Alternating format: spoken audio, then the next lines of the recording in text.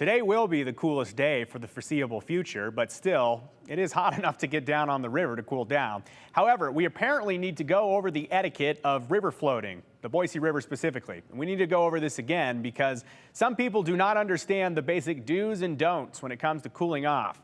Darren Drinkle sent us an email this morning. He says this: I read a story about people trespassing on other people's property, seemingly to use their electricity to fill rafts to float the river. I know Barber Park used to have air specifically for that purpose. I also understand there was a decision made to remove that amenity from the park. I'm just curious as to why that decision was made and by whom. First off, yes, there's been multiple reports of people coming into the neighborhoods near Barber Park and trespassing. Some people are using those neighborhoods to park, while others are taking a much more bold approach. Earlier this week, Boise Police posted this video from a home near where you drop in at Barber Park. You can see someone coming up to the front door to use the home's outlets to blow up their tube. Boise Police say that this has happened at several homes in the neighborhoods nearby. Don't do this at all.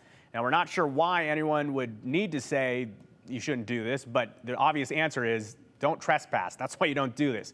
And as to the second part of Darren's email, yes, there used to be those air pumps at Barber Park, but those were disconnected back in 2020 by County Parks and Waterways, who oversees the park. At the time, it was at the beginning of the pandemic, and during the entirety of the 2020 float season, the air stations were not available and park visitors adapted quickly. And even though they saw a 28% increase in vehicles coming into the park, it eliminated floaters from bottlenecking the entrance to the river.